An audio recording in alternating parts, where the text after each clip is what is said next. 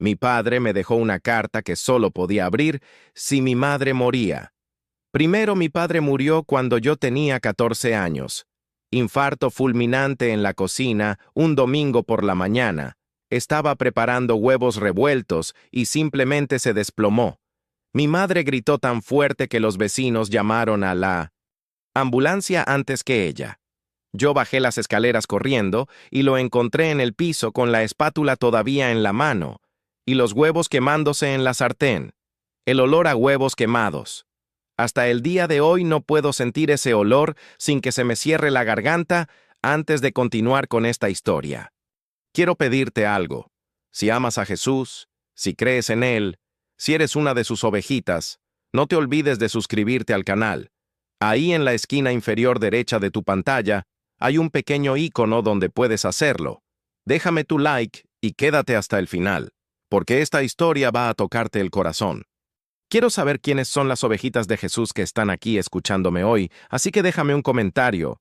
Y recuerda que todas las historias de este canal son ficticias y están hechas únicamente para entretenimiento. Dicho esto, vamos a continuar porque lo que viene es fuerte en su testamento. Dejó todo lo normal, la casa para mi madre, sus ahorros divididos entre ella y yo, su reloj para mí cuando cumpliera 18. Pero al final del documento, había una cláusula que el abogado leyó con expresión incómoda para mi hijo Caleb. Adjunto una carta sellada que deberá ser entregada únicamente en caso de que mi esposa Margaret fallezca. Bajo ninguna circunstancia debe abrirse mientras ella viva. Si Caleb muere antes que Margaret, la carta debe ser destruida sin ser leída. Mi madre se puso blanca cuando escuchó eso. El abogado le preguntó si sabía algo al respecto, y ella negó con la cabeza. Demasiado rápido. Yo tenía 14 años, y no entendía nada, pero guardé esa información en un rincón de mi cerebro, donde se quedó latiendo como un segundo corazón. Durante los siguientes 17 años, mi madre y yo nunca hablamos de la carta. Ni una vez. Intenté preguntarle cuando cumplí 18. Pero me cortó en seco. Tu padre era un hombre complicado, Caleb. Hay cosas que es mejor no desenterrar. Su tono fue tan definitivo que no volví a tocar el tema, pero la carta existía, guardada en la oficina del abogado de mi padre, y cada año que pasaba, se volvía más pesada en mi mente. ¿Qué podía ser? Tan importante que solo podía saberlo cuando mi madre muriera. ¿Qué secreto era tan grande que requería que ella no estuviera viva para enfrentar las consecuencias durante años? Construí teorías. Tal vez mi padre había tenido una aventura y yo tenía un hermano en algún lugar. Tal vez había deudas ocultas, tal vez había cometido un crimen. Cada teoría era peor que la anterior y ninguna me dejaba dormir. A los 25 conocí a Diana. Me enamoré, nos casamos, tuvimos un hijo al que llamamos Mateo. La vida siguió y la carta se convirtió en ruido de fondo. Algo que estaba ahí pero que ya no. Dominaba mis pensamientos. Mi madre tenía 62 años y estaba perfectamente sana. Caminaba 5 kilómetros diarios y comía mejor que yo. Esa carta podía esperar otros 30 años, hasta que hace 3 meses recibí una llamada a las 4 de la mañana, Caleb. Soy la doctora Vance del hospital. Central. Tu madre ingresó por emergencia. Necesitamos que vengas inmediatamente. Cuando llegué al hospital, mi madre estaba conectada a máquinas. Tenía un tumor cerebral. Los doctores dijeron que era agresivo y que probablemente llevaba meses creciendo sin síntomas. Le dieron entre 3 y 6 meses. Me senté en la silla junto a su cama y la miré dormir. Esta mujer que me crió sola después de que mi padre murió, que trabajó 2 turnos para pagarme la universidad, que nunca se volvió a casar porque decía que el amor de tu padre fue suficiente para una vida entera, se estaba muriendo y en algún lugar de una oficina de abogados. Había una carta esperando a que eso sucediera. Me odié por pensar en la carta en ese momento, pero no podía evitarlo.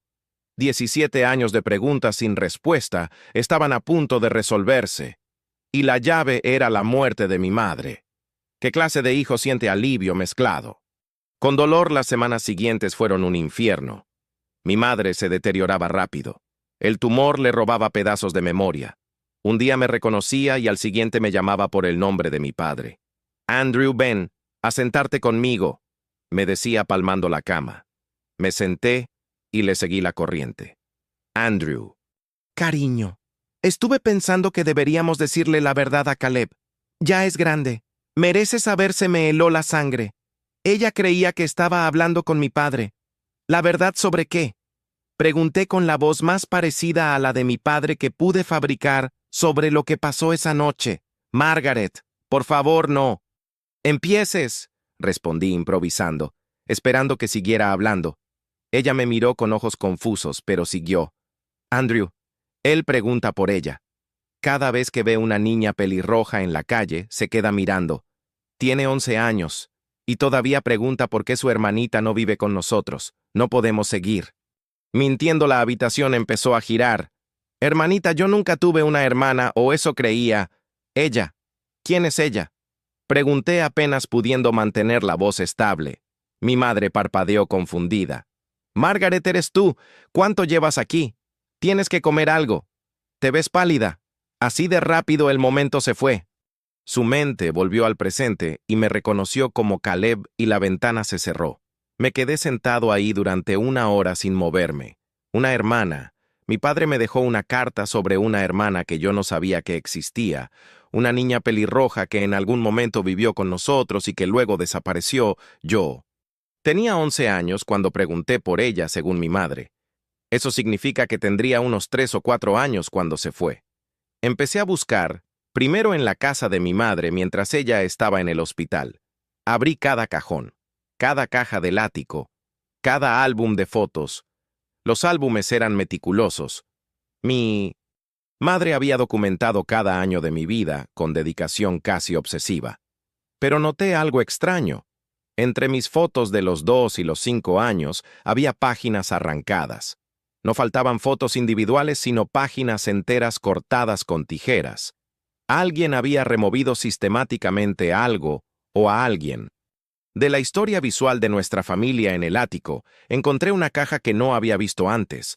Estaba detrás de 3 cajas de decoraciones navideñas, sellada con cinta y con una sola palabra escrita con la letra de mi madre. No abrí la caja. Dentro había un vestido de niña talla 4, rosa con flores blancas, un par de zapatos pequeños, un cepillo de pelo con cabellos rojos todavía enredados, y una fotografía. La foto mostraba a mi padre sentado en el porche de nuestra casa, sosteniendo a 2 niños. Uno era yo. Claramente yo, con mis ojos oscuros y mi pelo castaño, tendría unos 3 años, y en su otro brazo había una niña pelirroja de aproximadamente 1 año, con los ojos verdes más intensos que he visto en mi vida, ojos que no se parecían a los de mi padre ni a los de mi madre. Di vuelta a la foto. En el reverso con la letra de mi padre decía Caleb y Lily, mis 2 razones para vivir Lily. Yo tuve una hermana llamada Lily. Mis manos temblaban mientras sostenía esa foto. Este era el secreto. Esto era lo que la carta contenía. ¿Por qué nadie me lo dijo? ¿Dónde estaba Lily? ¿Qué le pasó? ¿Por qué arrancaron las páginas del álbum? ¿Por qué mi madre guardó su ropa en una caja marcada con la palabra? No, esa noche fui al hospital. Mi madre estaba despierta y lúcida. Era uno de sus días buenos. Me miró con una sonrisa cansada. Caleb, trajiste la gelatina de limón. Siempre se me olvida pedírsela a las enfermeras.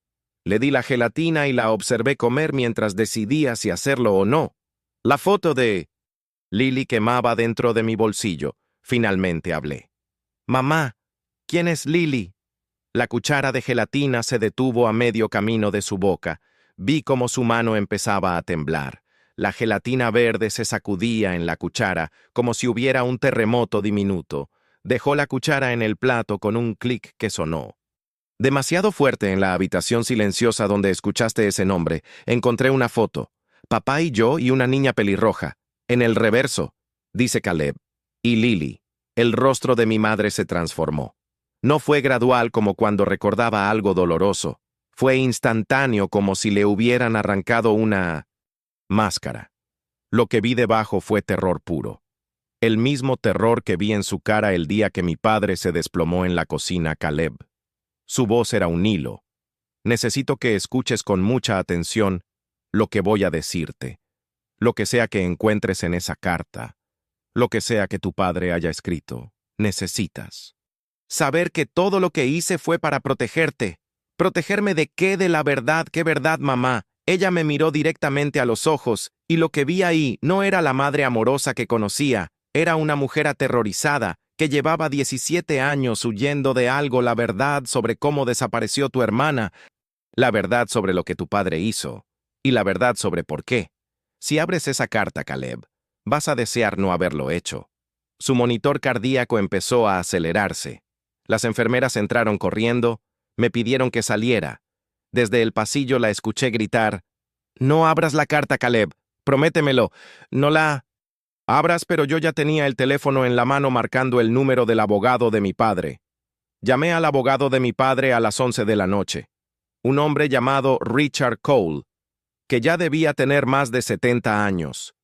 El teléfono sonó 6 veces antes de que contestara con voz de quien estaba profundamente dormido. «Señor Cole, soy Caleb. Caleb Morgan, el hijo de Andrew Morgan». Hubo un silencio largo al otro lado de la línea, y cuando habló, su tono había cambiado por completo. Sabía que algún día recibiría esta llamada. Le expliqué la situación de mi madre, el tumor, los 3 a 6 meses, que se habían reducido a semanas según los últimos estudios. Le dije que necesitaba la carta ahora. No podía esperar a que mi madre muriera para entender qué estaba pasando, porque mi madre en sus momentos de confusión ya me había dado fragmentos que me estaban destruyendo. Cole suspiró y me dijo algo que no esperaba: «Caleb, tu padre me hizo jurar que esa carta solo se entregaría después de la muerte de Margaret, pero también me dijo algo más. Me dijo: Richard, si mi hijo llega a tu oficina desesperado, y Margaret ya no puede protegerse de la verdad, entonces usa tu juicio porque yo ya no estaré ahí para usar el mío». Le pregunté qué significaba eso, y Cole respondió: «Significa que mañana a las 9 de la mañana te espero en mi oficina». No dormí. Diana me encontró a las 3 de la mañana sentado en la cocina mirando la fotografía de Lily. Me preguntó qué pasaba y se lo conté todo. La niña, pelirroja, las páginas arrancadas del álbum, la caja marcada con la palabra «no», los delirios de mi madre hablando de una hermanita que yo supuestamente tenía. Diana se sentó frente a mí y me tomó las manos y dijo algo que me ancló al suelo. «Caleb, sea lo que sea que diga esa carta, no cambia quién eres tú, no cambia lo que tenemos, pero necesitas saber la verdad porque llevas 17 años cargando una pregunta que te está comiendo vivo». A las 8:30 estaba estacionado frente a la oficina de Cole. Llegué 30 minutos antes porque no podía estar en ningún otro lugar del mundo que no fuera ahí. Cole abrió la puerta a las 9 en punto. Su oficina olía a papel viejo y café recalentado. Me llevó a una sala pequeña con una mesa de madera y 2 sillas. Sacó de una caja fuerte un sobre amarillo sellado con cera roja. La cera tenía las iniciales AM, Andrew Morgan. Mi padre había sellado esta carta como si fuera un documento del siglo XVIII, y en cierto modo lo era. Era un documento de otra época, de una vida que yo no sabía que había existido. Cole puso el sobre en la mesa entre los dos, y me miró con algo que solo puedo describir como compasión anticipada, como un doctor que ya sabe el diagnóstico antes de decirlo en voz alta. «Caleb, antes de que la abras quiero que sepas que tu padre era un buen hombre que tomó decisiones terribles. No lo estoy excusando, pero necesito que entiendas que lo que vas a leer fue escrito por un hombre que cargó con esto hasta que lo mató. Literalmente hasta que lo mató». Le pregunté si él sabía lo que decía la carta y negó con la cabeza. «Tu padre me pidió que la guardara sin leerla y respeté su voluntad. Pero no soy idiota, Caleb.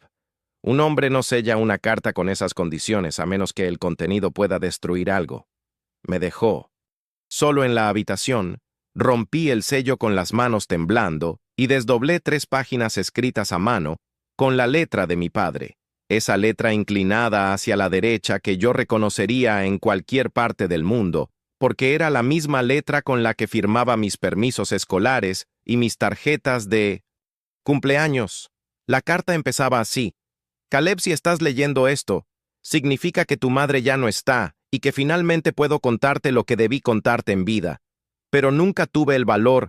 Tuviste una hermana, se llamaba Lily, y fue la niña más hermosa que he visto en mi vida. Pero Lily no era hija de tu madre. Cuando tú tenías 1 año, yo cometí el error más grande de mi existencia. Conocí a una mujer llamada Rose en una conferencia de trabajo. Fue una aventura que duró 4 meses y que terminó cuando Rose me dijo que estaba embarazada. Quise desaparecer, quise fingir que no existía, pero no pude. Porque cuando Lily nació, Rose me llamó y me dijo que no podía criarla sola y que si yo no me hacía cargo la entregaría en adopción. Se lo conté todo a tu madre. Margaret me miró como si yo fuera un extraño, y durante 2 semanas no me dirigió la palabra. Pero cuando le mostré una foto de Lily, algo cambió en ella. No me perdonó a mí, pero no pudo condenar a una bebé inocente. Aceptó que Lily viniera a vivir con nosotros. Le dijo a todos que era hija de una prima lejana que había muerto y que nosotros la habíamos acogido. Lily vivió con nosotros durante 2 años. Caleb dormía en la habitación, junto a la tuya. Tú la adorabas. La llamabas Lily, porque no podías pronunciar la L y la I juntas, y ella se reía cada vez que lo intentabas. Pero Rose volvió, apareció en nuestra puerta un martes por la tarde, completamente cambiada. Se había rehabilitado de los problemas que tenía cuando nació Lily. Y ahora quería a su hija de vuelta. Tenía un abogado y tenía razón legal de su lado porque Margaret y yo nunca formalizamos nada. Lily no era nuestra legalmente, era hija de Rose y mía, y tu madre no tenía ningún derecho sobre ella. Margaret entró en pánico, no por Lily, sino por lo que un juicio significaría. Si Rose se iba a la corte, todo saldría a la luz. La aventura, la mentira, la prima lejana que nunca existió. Nuestros vecinos, nuestros amigos. Tu escuela, todo el mundo sabría que yo era un hombre que había engañado a su esposa y que habíamos estado criando a la hija de mi amante, como si fuera una sobrina huérfana. Tu madre me puso contra la pared. Andrew, si esto llega a un juzgado me llevo a Caleb y no nos vuelves a ver. Así que hice lo que me pidió. Una noche mientras tú dormías, saqué a Lily de su cama, la metí en el auto y la llevé con Rose. Lily lloraba y me agarraba la camisa y me decía, papi, no me dejes, papi. Y yo le quité sus dedos de mi camisa uno por uno y la dejé en brazos de una mujer a la que apenas conocía. Me fui sin mirar atrás, porque si miraba no iba a ser capaz de irme. Al día siguiente tú preguntaste dónde estaba Lily y tu madre te dijo que se había ido a vivir con su familia de verdad. Lloraste 3 días seguidos, después una semana, después un mes, y eventualmente dejaste de preguntar, pero cada vez que veías una niña pelirroja en la calle, te quedabas mirándola como si estuvieras buscando algo que no sabías que habías perdido. Caleb, lo que hice esa noche fue lo peor que he hecho en mi vida. Peor que la aventura, peor que la mentira, peor que todo. Le quité una hermana a mi hijo, y le quité un padre a mi hija, y lo hice por cobardía pura. Tu madre me lo pidió, pero yo pude haber dicho que no. Pude haber luchado por Lily. Pude haber encontrado otra solución. Pero elegí el camino más fácil, y Lily pagó el precio. No pasa un solo día en que no piense en ella, en que no me pregunte si está bien, si es feliz, si tiene a alguien que la quiera como yo debí quererla. Te pido algo, hijo. Encuéntrala. No lo hago por mí porque ya no merezco nada. Lo hago por Lily.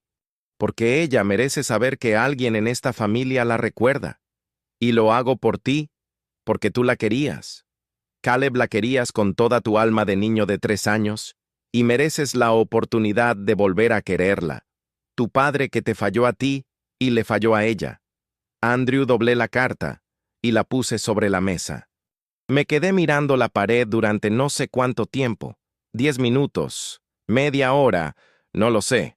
Cuando Cole tocó la puerta para preguntarme si estaba bien, le dije que sí, con una voz que no reconocí como mía. Me subí al auto y conduje hasta el hospital. Me senté junto a mi madre que dormía conectada a sus máquinas y la miré de una forma completamente nueva. Esta mujer que yo había venerado toda mi vida le había dado un ultimátum a mi padre. O la niña se va o me voy yo con Caleb. Y mi padre había elegido quedarse conmigo sacrificando a Lily. Mi madre no era solo una víctima del engaño de mi padre, era cómplice del abandono de una niña de 2 años. Y yo era el hijo que valió la pena conservar mientras mi hermana era el precio que se pagó para mantener la ilusión de una familia perfecta. Saqué mi teléfono y busqué Rose Lily Morgan Ashford en Google. Porque si mi padre me pedía que encontrara a Lily, entonces eso era exactamente lo que iba a hacer. No por él ni por mi madre, por ella, por la niña que me agarró la camisa llorando mientras la arrancaban de su casa. La búsqueda de Rose fue más fácil de lo que esperaba y más dolorosa de lo que imaginé. El nombre completo que mi padre escribió en la carta era Rose Emily Dawson. Con eso, y la ciudad de Ashford, que aparecía en los pocos documentos que encontré en la caja del ático, bastó para que un investigador privado llamado Garrett me diera resultados en menos de una semana. Garrett era un tipo seco de pocas palabras que cobraba $200 la hora, y que me llamó un jueves a las 7 de la mañana con la voz plana de quien entrega información sin importar lo que esa información pueda causar. Encontré a Rose Dawson, señor Morgan. La noticia no es buena. Rose murió en un accidente automovilístico hace 24 años. Su auto se salió de la carretera en una noche de lluvia, en las afueras de Ashford. La niña no iba en el vehículo. Una vecina la estaba cuidando esa noche. Sentí algo extraño cuando Garrett me lo dijo. No fue alivio ni tristeza exactamente. Fue la sensación de que cada puerta que abría en esta historia daba a un pasillo más oscuro que el anterior. Le pregunté qué había pasado con Lily después de la muerte de Rose, y Garrett hizo una pausa que duró demasiado. La niña entró al sistema de acogida.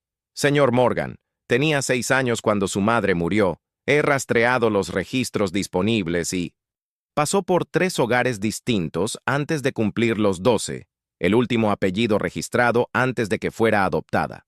Formalmente es Patterson, Lily Patterson, y la última dirección que tengo asociada a ese nombre está en Ashford. A 3 horas de donde usted vive, colgué el teléfono y me quedé de pie. En medio de la cocina, con la misma parálisis que sentí cuando leí la carta de mi padre, Lily tenía 6 años cuando Rose murió. 6 años.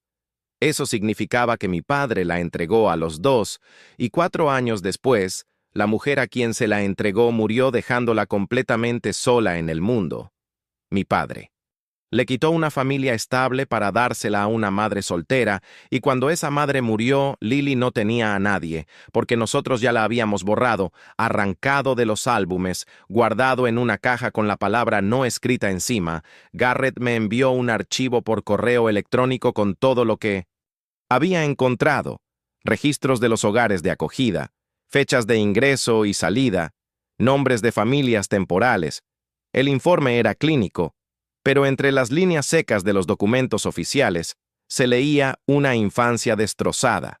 Primer hogar de acogida de los 6 a los 8 años, familia Williams.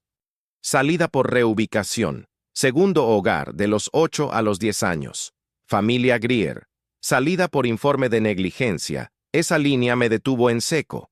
Negligencia. Mi hermana fue puesta en un hogar donde la descuidaron, y nadie de nuestra familia estaba ahí para sacarla, porque nadie sabía que existía, o, mejor dicho, nadie quería saber.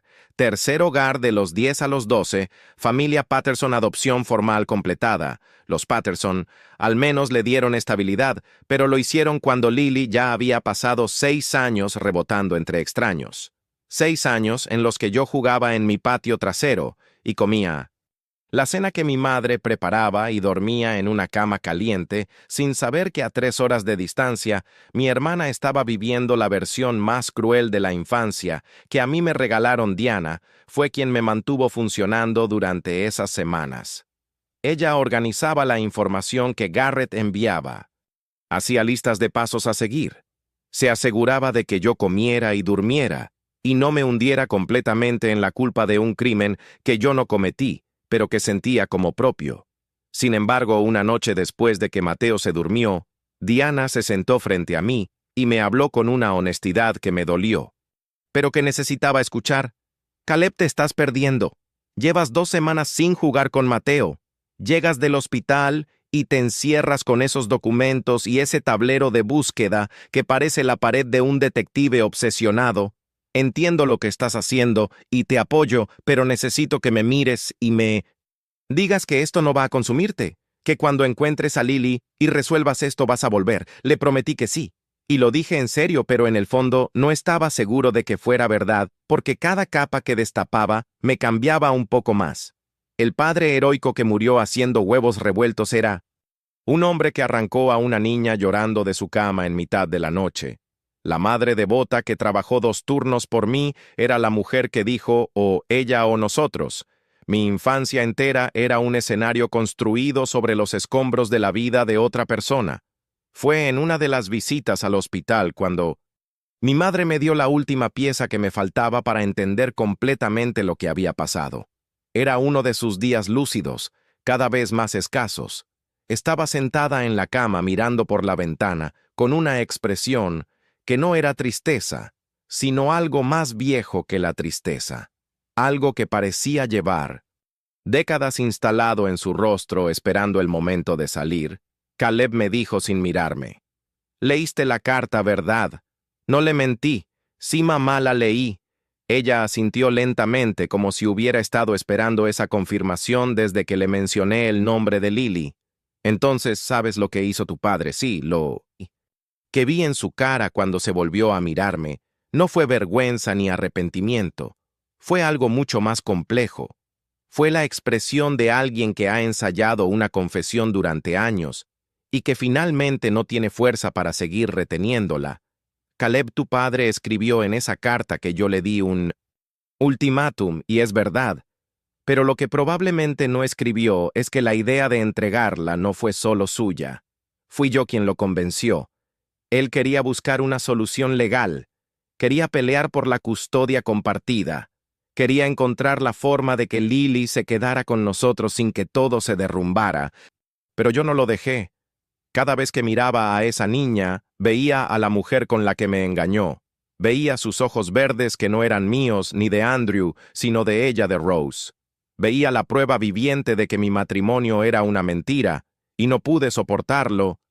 Le dije a tu padre que si Lily se quedaba yo me iba. Y me llevaba a ti. Lo obligué a elegir entre sus 2 hijos. Y él te eligió a ti, Caleb, pero no porque te quisiera más, sino porque yo lo acorralé para que no tuviera otra opción. La máquina del monitor pitaba con ritmo constante, mientras yo procesaba lo que acababa de escuchar. Mi madre no era una cómplice pasiva. Era la arquitecta de la decisión. Mi padre cargó con la culpa en su carta como si hubiera sido su elección, pero la realidad era que mi madre lo empujó al borde, y él saltó. No estoy tratando de excusarme. Caleb, siguió ella con la voz quebrada. Lo que hice fue monstruoso. Obligué a un hombre a abandonar a su hija y después fingí durante 30 años que esa niña nunca existió. Arranqué las fotos del álbum, guardé su ropa en una caja, y cada noche antes de dormir rezaba para que Lily estuviera bien, sabiendo perfectamente que yo era la razón por la que no estaba con nosotros. Le pregunté por qué nunca intentó buscarla, por qué no rectificó cuando tuvo la oportunidad, y su respuesta fue la cosa más devastadoramente honesta que me ha dicho en la vida, porque si la buscaba, tenía que admitir lo que hice, y preferí vivir con la culpa que con la vergüenza.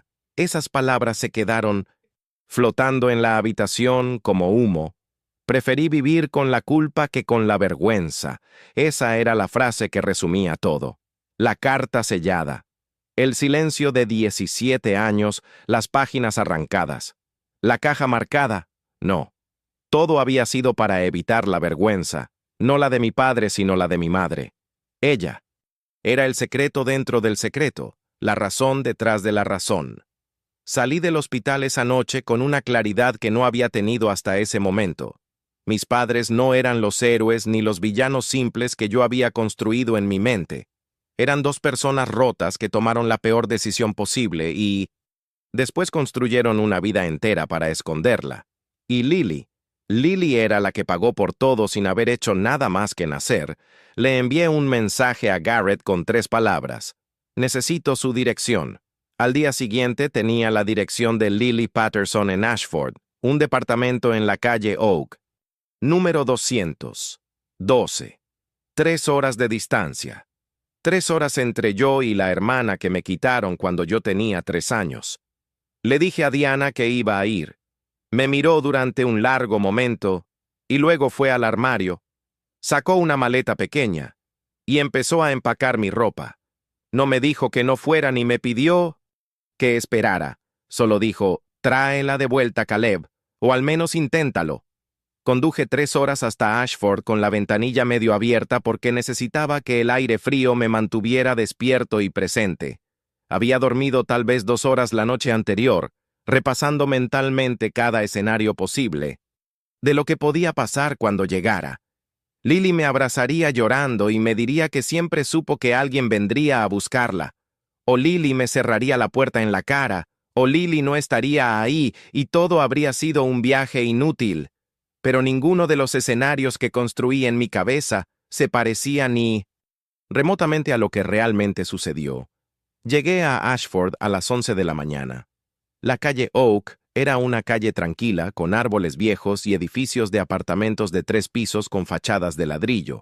Estacioné frente al número 212 y me quedé sentado en el auto durante 40 minutos sin poder abrir la puerta. Las manos me sudaban y el corazón me latía en las sienes, y cada vez que intentaba obligarme a salir, algo me detenía. No era miedo exactamente, era la conciencia de que en cuanto cruzara esa puerta, mi vida se dividiría en 2 partes para siempre, antes de saber y después de saber. Finalmente la vi salir. Una mujer de unos 30 años, salió del edificio con un bolso cruzado y unas llaves en la mano. Caminaba con pasos rápidos y decididos, como alguien que tiene un horario que cumplir.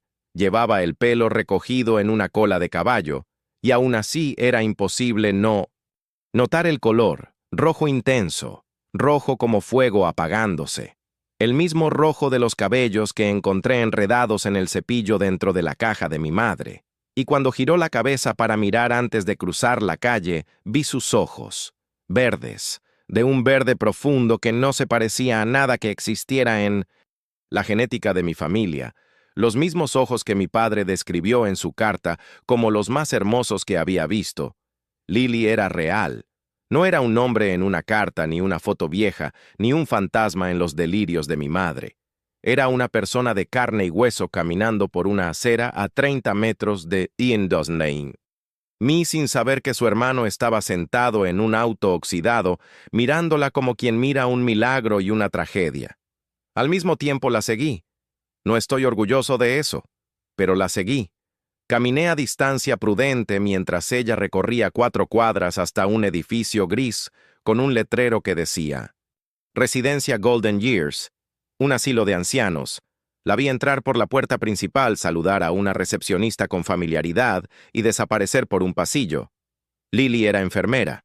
Garrett me lo había dicho en su informe, pero verlo en persona le daba una dimensión completamente diferente. Mi hermana, a quien le quitaron su familia cuando tenía 2 años y que perdió a su madre biológica a los 6 y que rebotó entre hogares de acogida durante años, había elegido una profesión dedicada a cuidar personas vulnerables. No sé si eso era resiliencia o ironía, o las 2 cosas juntas, pero me destruyó. Me senté en un banco frente al asilo y esperé. A las 3 de la tarde Lily salió por la puerta principal y yo me levanté con las piernas temblando y caminé hacia ella. Cada paso era un acto de voluntad pura porque todo mi cuerpo me pedía que huyera. Cuando estuve a 5 metros, ella me miró con la expresión automática de quien registra a un extraño acercándose, sin hostilidad pero sin interés. Disculpa, le dije, y mi voz sonó ridículamente débil. Eres Lily. Lily Patterson se detuvo. Su cara cambió de neutral a alerta En una fracción de segundo, como un animal que detecta peligro. ¿Quién eres? Me llamo Caleb Morgan, y creo que soy tu hermano.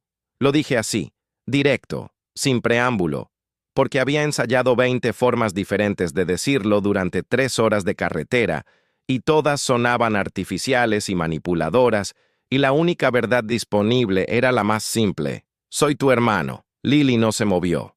Durante 5 segundos que parecieron 5 minutos, su rostro pasó de la alerta a la confusión, y de la confusión a algo que no puedo describir con precisión. No era sorpresa porque la sorpresa implica que no te lo esperabas, y lo que vi en los ojos de Lily fue más bien confirmación, como si una parte de ella siempre hubiera sabido que este momento llegaría y hubiera estado preparándose para él sin saberlo. Morgan, repitió ella. Y luego algo cambió en su postura, sus hombros se tensaron, su mandíbula se apretó y el verde de sus ojos se volvió frío como piedra. No dijo nada durante un momento largo, y después habló con una voz tan controlada que cada palabra sonaba como un cuchillo envuelto en seda. Sé quién eres, Caleb. Sé exactamente quién eres. Sabía tu nombre antes de que lo dijeras, porque cuando cumplí 18 años busqué a Andrew Morgan y encontré su obituario, y en ese obituario decía que le sobrevivían su esposa Margaret y su hijo Caleb, su hijo, singular, como si yo nunca hubiera existido.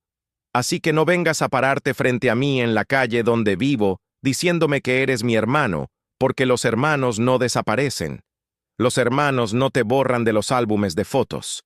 Los hermanos no dejan que te pudras en el sistema mientras ellos crecen en una casa bonita con una madre que les cocina y un padre que les deja relojes en el testamento. Cada palabra me golpeó con la fuerza de algo que llevaba décadas acumulando presión. Lily sabía, no todo, pero sabía lo suficiente. Sabía que la habían sacado de una familia y que esa familia siguió existiendo sin ella. Le dije que yo no sabía, que me enteré hace semanas, que mis padres me ocultaron su existencia durante toda mi vida. Y algo en mi voz debió sonar genuino porque la furia en sus ojos se mezcló con algo parecido a la duda, pero la duda duró un segundo antes de que la rabia volviera a ganar. ¿Y qué quieres que haga con eso, Caleb? Que te perdone, que te abrace, que llore de alegría porque mi hermanito finalmente vino a buscarme. Tengo 30 años. Me crié sola desde los 6. Viví en una casa donde la mujer que se suponía debía cuidarme me dejaba sin cenar como castigo por mojar la cama, porque nadie me explicó cómo procesar que mi madre se murió en un accidente de auto. Tuve pesadillas hasta los 20 años. No confié en nadie hasta los 25. Me tomó una década entera aprender que no todo el mundo te abandona. Y ahora apareces tú con tu cara de culpa y tu nombre de hermano, y esperas que exactamente no esperaba nada, le dije. Y era verdad. No vine a pedirte que me perdones ni a mí ni a ellos. Vine porque mi padre me dejó una carta pidiéndome que te encontrara y porque mi madre se está muriendo. Y antes de que se muera, quería mirarte a la cara y decirte que lo siento. No por lo que yo hice, porque yo era un niño de 3 años que no decidió nada, sino por lo que te hicieron, por lo que te quitaron, y por los 30 años que nadie vino a decirte esto. Lily me miró fijamente y vi que sus ojos estaban húmedos, pero ni una sola lágrima cayó. Esta era una mujer que había aprendido a no llorar frente a extraños, y yo, por más que fuera su hermano de sangre, era exactamente eso, un extraño. Tu madre se está muriendo, repitió ella, y su voz tembló por primera vez, no de tristeza, sino de algo más. Oscuro. La mujer que convenció a tu padre de deshacerse de mí se está muriendo, ¿y ustedes ahora quieren qué? Cerrar el círculo, limpiar la conciencia familiar antes de que sea tarde. No le dije, quiero que sepas que exististe para nosotros, aunque nos obligaron a olvidarte. Ella dio un paso atrás como si necesitara poner distancia física entre mis palabras y su cuerpo. No me toques, no me abraces y no vuelvas a buscarme, Caleb. Creciste en la casa que debió ser mía con la familia que me arrancaron, y lo único que puedo decirte ahora mismo sin decir algo que los dos vayamos a lamentar es que te vayas. Me di la vuelta y caminé hacia el auto con las piernas de plomo.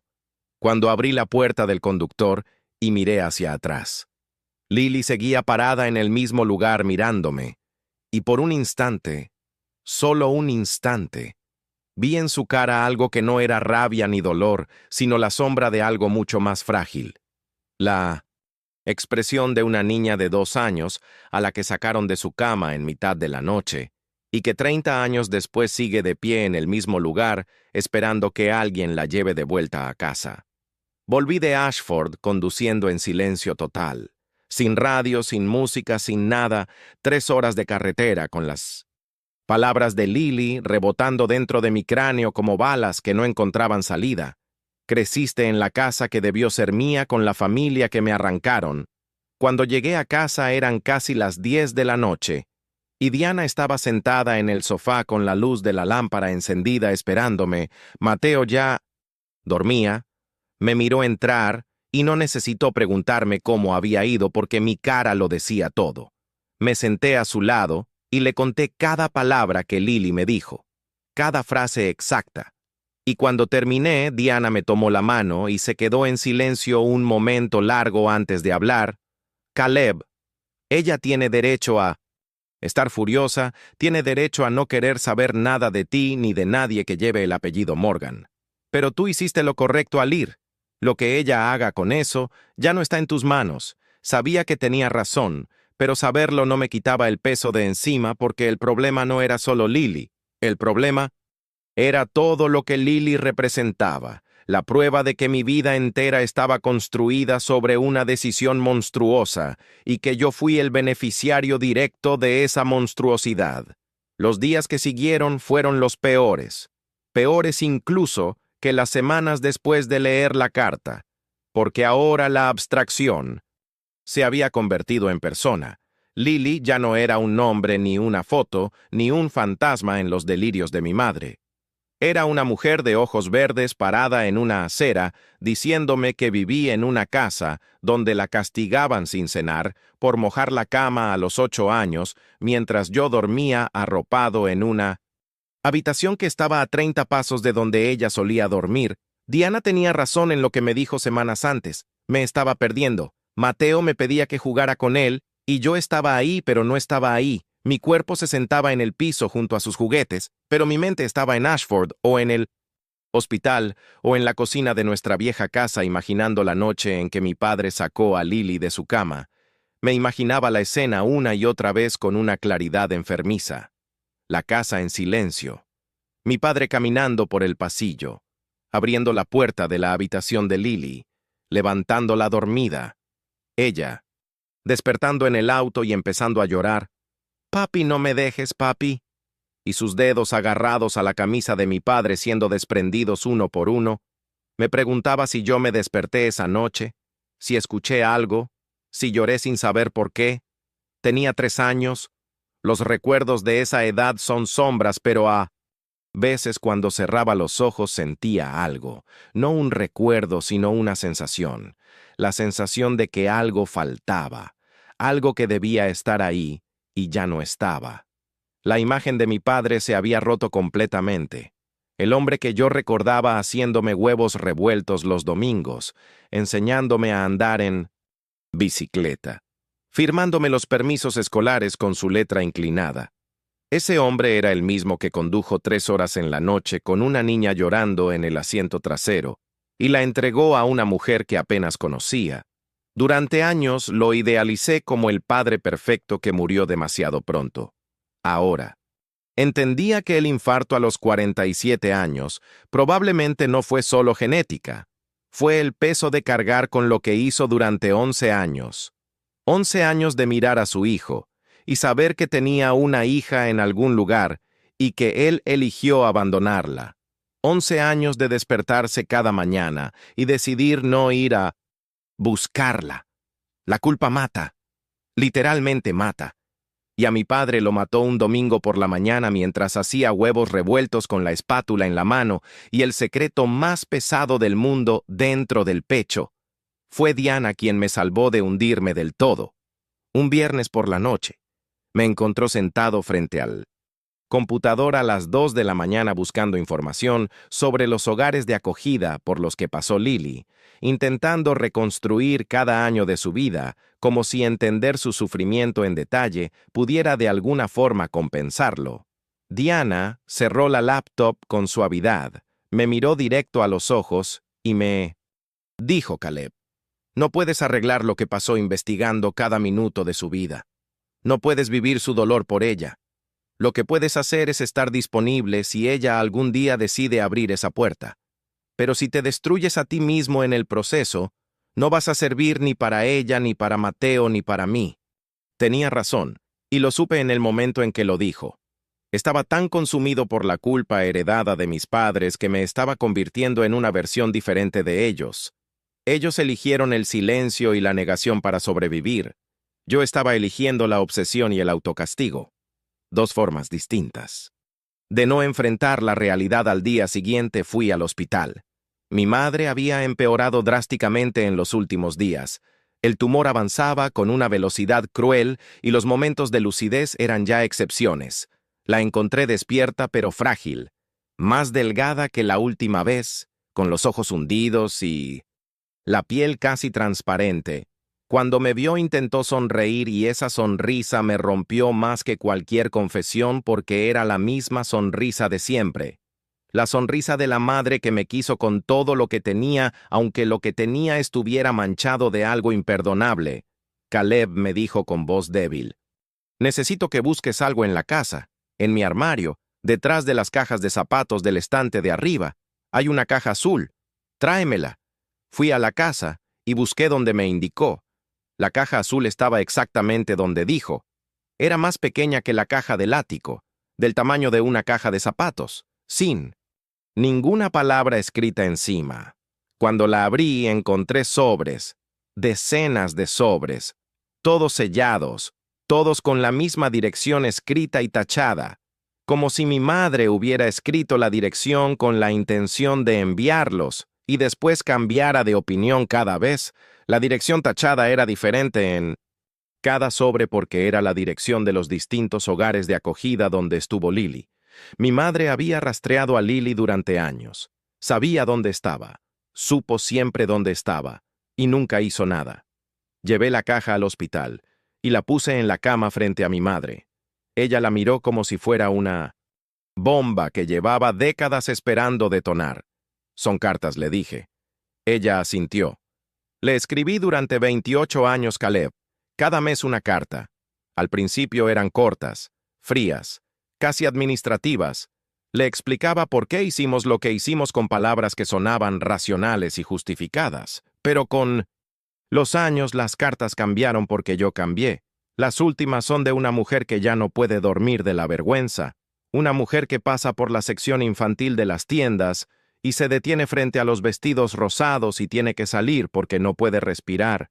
Una mujer que cada noche de Navidad pone un plato extra en la mesa, cuando tú no estás mirando, y después lo retira antes de que lo notes. Le pregunté por qué nunca las envió, y su respuesta fue un eco exacto de lo que me dijo semanas antes. Pero esta vez sonó diferente. Porque enviarlas significaba admitir que lo hice, y admitirlo significaba que era real. Mientras las cartas se quedaran aquí conmigo, podía fingir que era un error que todavía podía corregirse algún día. La miré y entendí algo que no había entendido hasta ese momento. La caja del ático marcada con la palabra no. No era una prohibición dirigida a otros. Era una prohibición dirigida a sí misma cada vez que mi madre pensaba en buscar a Lily, en enviar una carta, en hacer algo para remediar lo que hizo, se decía no, y con los años ese no se convirtió en una jaula que la encerró con su culpa, hasta que la culpa fue lo único que le quedó. Caleb, quiero que le lleves estas cartas a Lily. No me las merezco. Nunca las merecí. Son de ella. Siempre fueron de ella. Tomé la caja y la sostuve con cuidado. Dentro de esos sobres había 28 años de remordimiento escrito a mano. 28 años de una madre que nunca fue madre de Lily, pero que nunca pudo dejar de pensarla. Le dije a mi madre que lo haría, y ella cerró los ojos con una expresión que no era paz, sino algo cercano a la rendición, como alguien que finalmente suelta algo que la estuvo arrastrando hacia el fondo durante toda una vida. Cuando salí del hospital, me senté en el auto con la caja azul, con la caja, en el asiento del copiloto, y pensé en Lily parada en aquella acera de Ashford. Pensé en su furia y en su dolor, y en esos ojos verdes que no lloraron frente a mí. Y me pregunté si estas cartas cambiarían algo, o si solo serían una carga más que mi familia le arrojaba a una mujer que ya había cargado. Con suficiente, pero no era mi decisión retenerlas. Mi madre tenía razón en una sola cosa: las cartas eran de Lily. Siempre fueron de ella, y era hora de que llegaran a donde debían haber llegado hace 28 años. Conduje a Ashford por segunda vez un martes por la mañana con la caja azul en el asiento del copiloto. Esta vez no temblaba. Esta vez no sudaba ni ensayaba discursos mentales, porque ya no iba a buscar a Lily para darle explicaciones ni para pedirle nada. Iba simplemente a entregarle algo que le pertenecía, y lo que ella hiciera con eso era asunto suyo. Estacioné frente al edificio de la calle Oak, número 212, y subí las escaleras hasta el tercer piso. Su nombre estaba en el buzón: Patterson Apartamento 3B. Toqué el timbre y esperé. Escuché pasos adentro y después silencio. Sabía que estaba mirándome por la mirilla decidiendo si abrir o no. Pasaron 10 segundos, 20, 30, y la puerta no se abrió. Lily, soy Caleb. No vengo a pedirte nada. Tengo algo que es tuyo, y voy a dejarlo aquí en la puerta. Si lo quieres lo tomas, y si no lo tiras. Pero es tuyo. Puse la caja azul en el piso frente a la puerta, y encima dejé una nota que había escrito en el auto. La nota decía estas cartas. Las escribió Margaret durante 28 años, una cada mes. Nunca las envió. Me pidió que te las trajera. No te deben nada. Tú no nos debes nada. Pero estas palabras son tuyas y siempre lo fueron. Di la vuelta y bajé las escaleras sin mirar atrás. Me subí al auto y conduje hasta un hotel a 10 minutos del centro de Ashford. No sabía si Lily abriría la caja, no sabía si leería las cartas o si las tiraría a la basura sin abrirlas. Pero algo me dijo que no podía irme todavía. Algo me ancló a esa ciudad como un presentimiento que no tenía forma ni nombre, pero que pesaba lo suficiente como para impedir que arrancara el auto rumbo a casa. Me registré en el hotel. Un lugar pequeño con paredes beige y una ventana que daba a un estacionamiento vacío. Me senté en la cama y llamé a Diana. Le conté que había dejado la caja y que estaba esperando sin saber exactamente qué estaba esperando. Diana me dijo: quédate. Si necesita tiempo, dale tiempo. Pero quédate cerca. Llamé al hospital y pregunté por mi madre. La enfermera me dijo que estaba estable, pero que estable ya no significaba lo que significaba hace un mes. Estable. Ahora quería decir que no había empeorado en las últimas horas. El margen se reducía cada día. Mi madre se moría de a poco, y yo estaba en un hotel en Ashford, esperando que una mujer que me pidió que desapareciera de su vida decidiera si quería leer las cartas de la mujer que la abandonó. La ironía era tan brutal que casi me hizo reír las horas. Pasaron lentas. Almorcé algo que no recuerdo en la habitación. Vi las noticias sin escucharlas. Revisé mi teléfono cada 3 minutos, como un adolescente esperando un mensaje. A las 4 de la tarde no había pasado nada.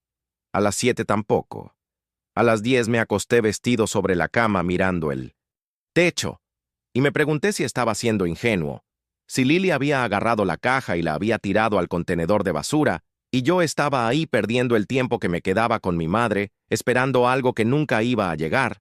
Me dormí a medianoche y soñé con la cocina de mi infancia, mi padre haciendo huevos revueltos, y junto a él una niña pelirroja sentada en la encimera balanceando las piernas.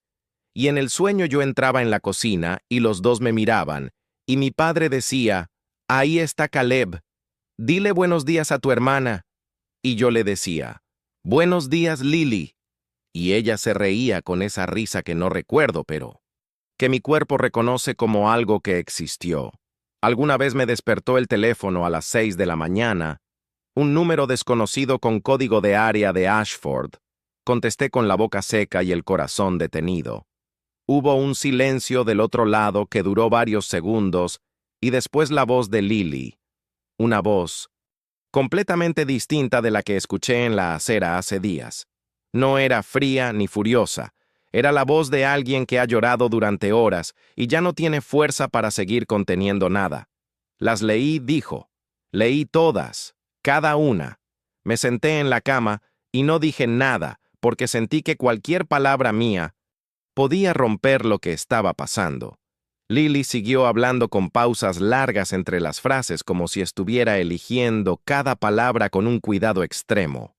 Las primeras cartas las odié. Son frías, son calculadas, son la voz de una mujer que intenta explicar lo inexplicable con lógica y razones y justificaciones que no justifican nada, pero después cambian. Caleb. La carta número 40 y algo es la primera donde dice «lo siento» sin añadir un pero detrás, y a partir de ahí cada carta es peor que la anterior, peor en el sentido de más real, más desnuda, más insoportable. Hay una carta donde describe cómo puso un plato extra en la mesa de Navidad y lo retiró antes de que tú lo vieras. Hay otra donde cuenta que fue a la tienda a comprar un vestido rosa talla 12 porque calculó mi talla según mi edad, y después lo devolvió porque se dio cuenta de que no sabía si yo seguía usando rosa o si me gustaba otro color. No sabía nada de mí, Caleb. No sabía mi color favorito, ni mi talla, ni si era feliz o infeliz. Y aún así cada mes se sentaba a escribirme una carta que nunca iba a enviar porque no tenía el valor de enfrentar lo que hizo. Hice una pausa antes de hablar porque necesitaba que lo que dijera fuera exacto. Lily no necesitaba mi opinión, ni mi análisis, ni mi consuelo. Necesitaba que yo escuchara y después le diera algo real, algo útil.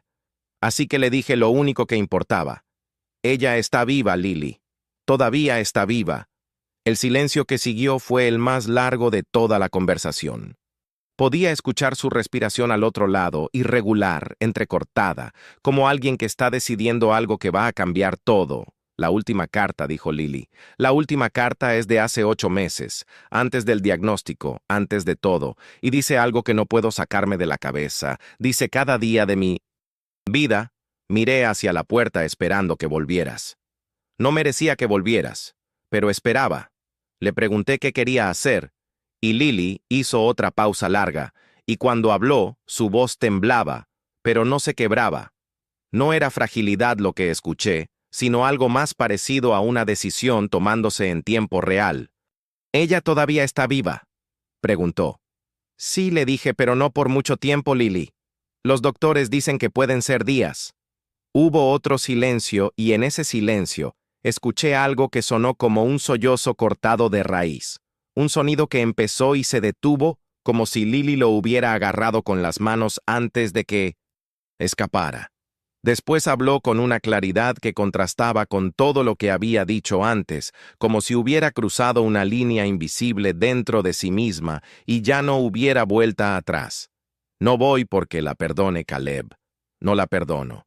No sé si algún día voy a perdonarla. Voy porque llevo 30 años, con un agujero en el pecho que tiene la forma exacta de las respuestas que nunca tuve. Voy, porque si ella se muere, sin que yo la mire a los ojos, ese agujero se queda abierto para siempre, y ya no puedo vivir con más agujeros. Voy con una condición: si en algún momento siento que no puedo seguir ahí, me voy y tú no me detienes. Acepté, sin dudar. Le di la dirección del hotel y le dije que saldríamos juntos a primera hora de la mañana.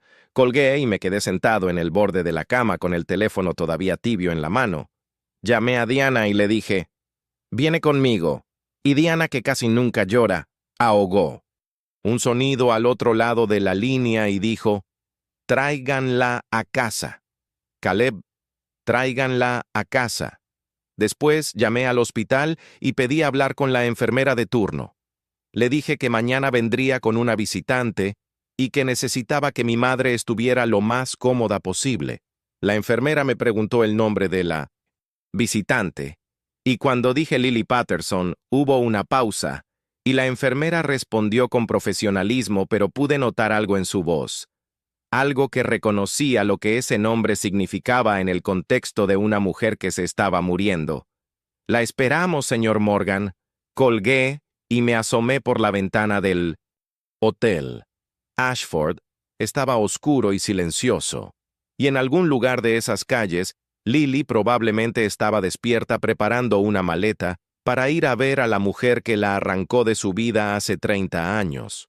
Mañana mi hermana y yo íbamos a recorrer juntos las 3 horas de carretera que mis padres pusieron entre nosotros cuando éramos niños. 3 horas que durante 30 años fueron un océano, y que mañana por fin iban a ser solo eso. 3 horas salimos de Ashford a las 6 de la mañana. Lily estaba esperándome en la puerta de su edificio con una mochila pequeña y el pelo suelto cayéndole sobre los hombros. Era la primera vez que la veía con el pelo suelto, y el rojo era más intenso de lo que parecía recogido. Un rojo que no venía de mi padre ni de mi madre, sino de Rose, de una mujer que murió en una carretera mojada cuando su hija tenía 6 años. Lily subió al auto sin decir buenos días, se abrochó el cinturón y miró al frente. Olía a café y a algo floral que no pude identificar. Durante los primeros 40 minutos no hablamos. El silencio no era incómodo, sino necesario. Era el silencio de 2 personas que están a punto de hacer algo enorme y que necesitan toda su energía, concentrada para no salir corriendo en la dirección contraria. Fue Lily quien habló primero. No me mires cuando entre a esa habitación, Caleb. No me mires y no me hables. Necesito hacer esto a mi manera, y si siento que alguien me está observando esperando una reacción, me voy a cerrar y no voy a poder. Le dije que haría lo que me pidiera. Condujimos otra hora en silencio, y después Lily dijo algo que me agarró completamente desprevenido. Me acuerdo de ti. No me giré a mirarla, pero sentí que todo el aire del auto se congelaba. Me acuerdo de un niño que me decía Lily, porque no podía decir Lily. Me acuerdo de una cocina con olor a huevos y de un hombre grande que nos cargaba a los 2 al mismo tiempo.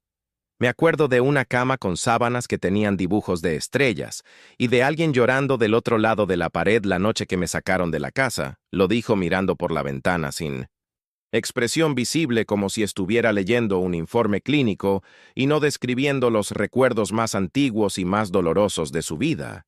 No sabía si esos recuerdos eran reales o construidos. Dijo después.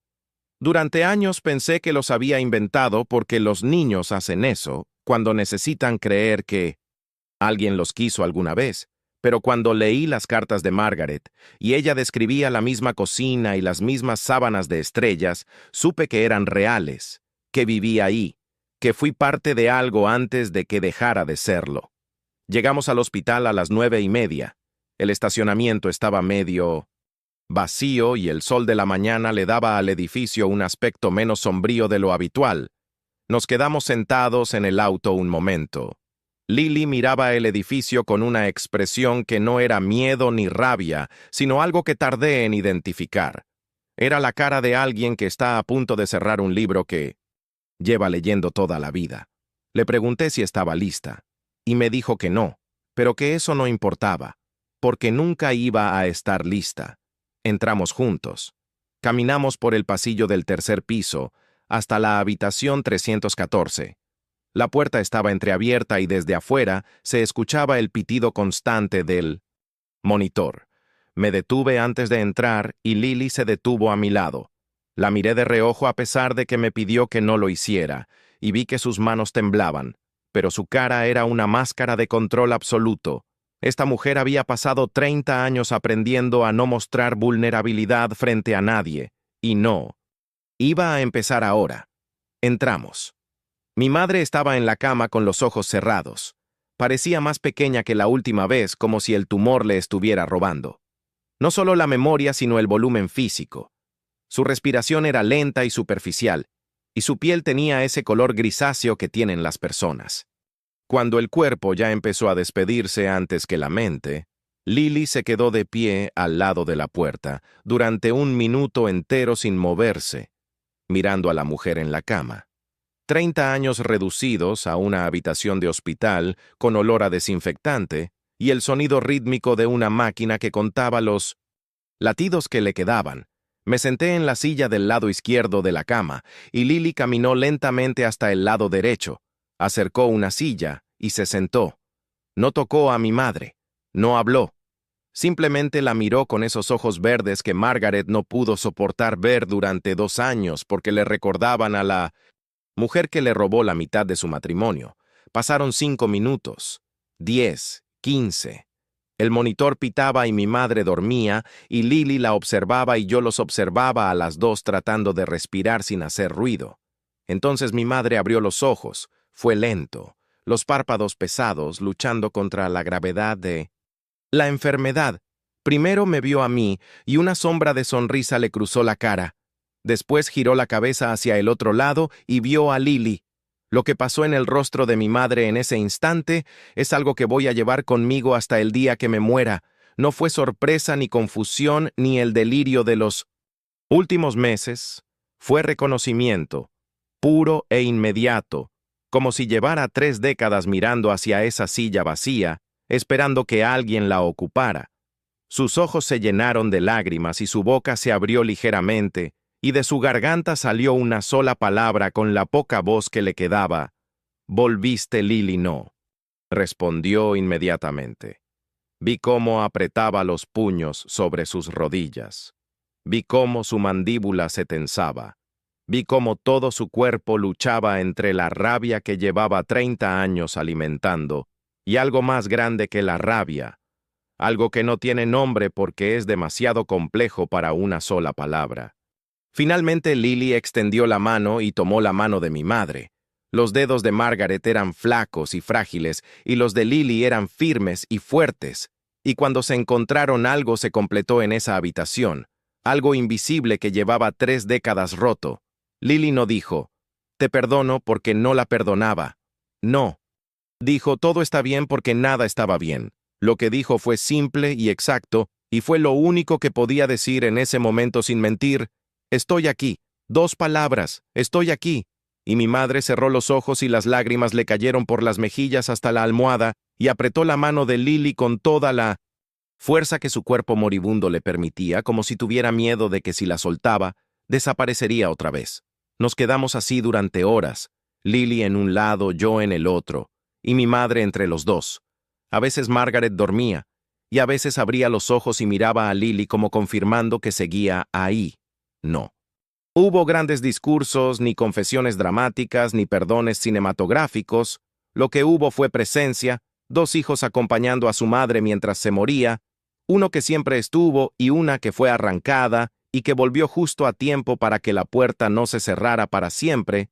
Mi madre murió esa noche a las 11:42. No fue un momento dramático ni violento. Simplemente el monitor cambió su ritmo y después se detuvo y la enfermera entró y confirmó lo que ya sabíamos. Margaret Morgan tenía 79 años y se fue con su hijo de un lado y su hija del otro, algo que no merecía, pero que la vida le concedió de todas formas. Lily se fue al día siguiente. Me abrazó en el estacionamiento del hospital y el abrazo duró exactamente 3 segundos, corto, pero real. Me dijo, «Necesito tiempo, Caleb. No me presiones. No me llames todos los días. No intentes compensar 30 años en un mes. Déjame procesarlo». Le dije que lo haría y lo dije en serio. Volvió a Ashford y yo volví a casa con Diana y Mateo. Los días siguientes fueron extraños. Enterramos a mi madre un jueves lluvioso con poca gente. Lily no vino al funeral y no se lo reproché. El duelo que yo sentía era un animal extraño con 2 cabezas. Lloraba a la madre que me crió y al mismo tiempo lloraba a la madre que fue capaz de lo que fue capaz, extrañaba a la mujer que me hacía gelatina de limón y odiaba a la mujer que arrancó las fotos del álbum. Esas 2 mujeres eran la misma persona y reconciliar eso. Dentro de mi cabeza fue el trabajo más difícil que he hecho en mi vida. Lily me escribió 3 semanas después del funeral. Un mensaje corto. «Me gustaría conocer a Mateo si todavía quieres». Le respondí en 10 segundos. «Cuando quieras». Vino un sábado de abril. Diana preparó un almuerzo simple y Mateo estaba nervioso porque le dijimos que iba a conocer a su tía. Cuando Lily entró por la puerta, Mateo la miró con la boca abierta. Su pelo rojo lo fascinó inmediatamente. ¿Por qué tu pelo es de ese color?, le preguntó con la franqueza brutal de un niño de 5 años. Lily se agachó para estar a su altura y le dijo porque mi mamá me lo dio antes de irse. Mateo la miró con sus ojos oscuros, los mismos ojos de mi padre, los mismos ojos míos, y le dijo, mi papá también tiene los ojos marrones como yo. Somos iguales. Lily lo miró y después me miró a mí, y por primera vez desde que la conozco, sonrió. No fue una sonrisa grande ni radiante. Fue una sonrisa pequeña y cuidadosa como algo precioso que se saca de una caja después de mucho tiempo guardado. Sí, dijo, somos iguales.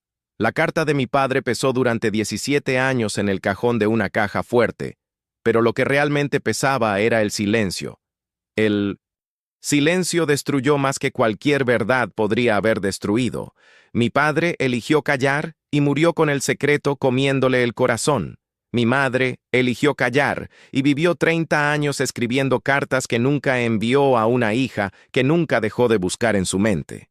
El silencio nos robó 30 años a Lily y a mí, 30 años de cumpleaños y navidades y peleas de hermanos y llamadas telefónicas aburridas y todo lo que los hermanos tienen y que nosotros nunca tuvimos. No sé si Lily va a perdonar completamente algún día, no sé si yo ya perdoné a mis padres o si simplemente acepté que eran humanos y que los humanos son capaces de cosas terribles cuando tienen miedo.